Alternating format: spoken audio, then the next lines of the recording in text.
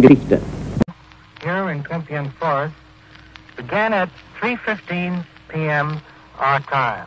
A warm June sun beat down on the great elm and pine trees and cast pleasant shadows on the wooded avenues as Herr Hitler, with the German plenipotentiaries at his side, appeared.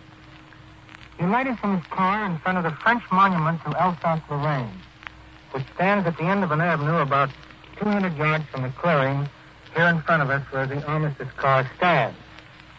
That famous Alsace-Lorraine statue was covered with German war flags so that you could not see its sculptured work nor read its inscription. Now Hitler reaches a little opening in the Compiegne woods where the armistice was signed and where another is about to be drawn up. He pauses and slowly looks around. The opening here is in the form of a circle about 200 yards in diameter and laid out like a park. Cypress trees line it all around, and behind them the great elms and oaks of the forest. This has been one of France's national shrines for 22 years. Hitler pauses and gazes slowly around. In a group just behind him are the other German plenipotentiaries. The time is now, I see by my notes, 3:18 p.m. in the forest of Compiegne. Hitler's personal standard is run up on a small post in the center of the circular opening in the woods. Also in the center is a great granite block which stands some 3 feet above the ground. Hitler, followed by the others, walks slowly over to it, steps up, and reads the inscription engraved in great high letters on that block. Many of you will remember the words of that inscription.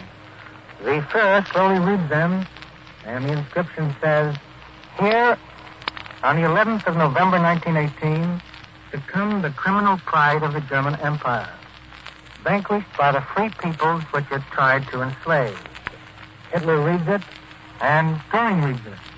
They all read it, standing there in the June sun and the silence. We look for the expression on Hitler's face, but it does not change. Finally, he leads his party over to another granite stone, a smaller one some 50 yards to one side, 2 years ago. It is now 3:23 p.m., and the German leaders stride over to the armistice car. The Germans stand outside the car, chatting in the sunlight. This goes on for 2 minutes. Then Hitler steps up into the car, followed by Goering and the others. We watch them entering the drawing room in Marshal Foch's car. We can see nicely now through the car windows. Hitler enters first and takes the place occupied by Marshal Foch the morning the first armistice was signed. The French have not yet appeared, but we do not wait long. Exactly at 3:30 p.m., the French alight from a car. They have flown up from Bordeaux to a nearby landing field and then driven here in auto. They glanced at the Alsace-Lorraine Memorial, now draped with swastikas, but it's a swift glance. Then they walked down the avenue, flanked by 3 German army officers. We see them now as they come into the sunlight of the clearing. General Hunsinger, wearing a brief khaki uniform, Air General Bergeret, and Vice Admiral Lelouch, both in their respective dark blue uniforms. Now we get our picture through the dusty windows of that historic old wagon-lead car. Hitler, we see, gives the Nazi salute, the arm raised. The German officers give a military salute. The French do the same.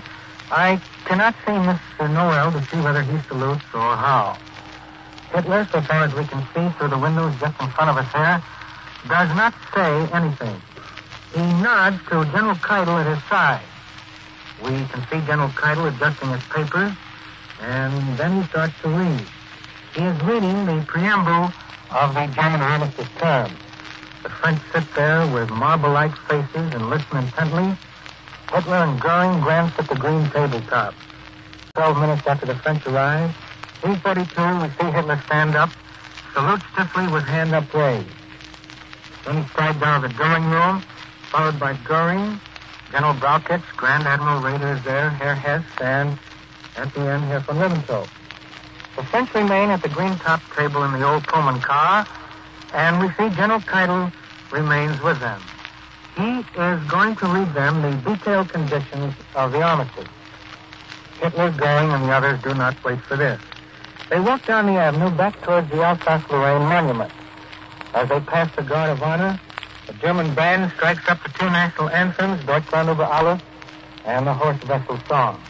Well, now, here is William C. Kirker of NBC. We've been working together on this joint broadcast for CBS and NBC. Your speaker thus far has been William L. Shirer of Columbia. And I'm now going to turn you over to Bill Kirker, who will tell you of what went on inside that car on this historic day of June 21st, 1940, in Compiegne Forest, where the new armistice is now being worked out. Take it over, Bill Kirker. Thank you, Bill. Hello, CBS. Hello, NBC.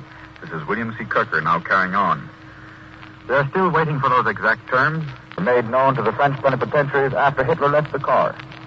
However, before he got up to salute the French delegates, there was a moment during which something occurred which even until now has remained unclear to all of us here who have been right at the spot with a grandstand seat, so to speak. It appeared as if Hitler was reading some sort of declaration. At any rate, Goering was peering over his shoulder, and it looked as if he were trying to get a glimpse of what Hitler was reading off. Anyway, it lasted for about 2 minutes. To be exact, from 3:40 to 3:42. Whether something of great importance happened, we cannot say. However, I've been told that Hitler did not read any sort of declaration at that time or that time at all. At exactly 4:26, the plenipotentiaries left the car to walk over to a small tent which had been set up for them. Here, they had a chance to discuss the conditions of capitulation among themselves. It is not a fancy tent they got, but at any rate, it had a table, 4 chairs, and a sealed washstand. They also had their own telephone line to Bordeaux, so as to be able to confer with the heads of the French government. Apparently, the Germans, that is to say, von Keitel and his attendants, remained in the car after the Frenchmen had left. It was not until later that I saw von Keitel step out and take a walk into the nearby woods. Meanwhile, discussions among foreign correspondents have been pretty heated as to what sort of terms the Frenchmen got. We still do not know anything, and in all likelihood, it will not be until late tonight that some sort of conclusive information will be handed out. We had plenty of time to run over our notes and to give you the first-hand description of what actually took place. Bill Shirer is still looking around, trying to get something or to find out a little more. We are in the midst of a hurricane of events which have been unleashed by Hitler with a kind of furious prodigality and unconcern for world opinion. Barely 6 weeks ago, he let loose with the biggest show in his career. And in this short span of time, the clock of history has been set back almost a quarter of a century. And today, we have witnessed the reversal of time. Apparently, no new developments have come about. Bill is motioning to me, telling me there is nothing new at the moment. The sun is beginning to set. It is getting a bit windy. German officers are still standing about looking at that car. Well, NBC and CBS, for the time being, I believe there will be little news coming from here. We will have to wait until the official communique upon this meeting between Hitler and the German generals and French plenipotentiaries has been issued. Hello, America. This has been a joint broadcast of the Columbia Broadcasting System and the National Broadcasting Company. Your commentators were William L. Shirer for the CBS and William C. Kirker for the NBC. We have been talking to you from the forest of Compiegne, where the armistice of 1918 was signed, and where this afternoon Adolf Hitler handed to the French plenipotentiaries the terms of the armistice which he is willing to give France. Just a minute, Bill. I see now down there that both delegations have just returned to Marshal Foch's car.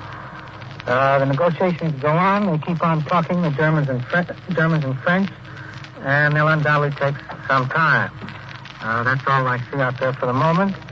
And William C. Kirker and William L. Shirer return you now from the forest of Compiegne in France to America. You have just heard a special broadcast from the Compiegne forest in France, where on the historic morning of November 11th, 1918, representatives of the German army received from the Allies the terms of the armistice which ended the First World War, and where today, June 21st, 1940, representatives of the French government received from Führer Adolf Hitler the terms under which a cessation of hostilities between Germany and France may be reached. Speakers were William L. Shirer, CBS correspondent, and William C. Kirkner of NBC. As you know, the actual terms presented to the French plenipotentiaries have not yet been made public.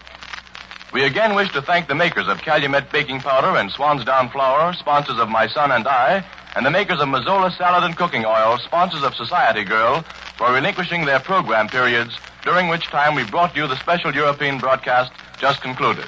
This is the Columbia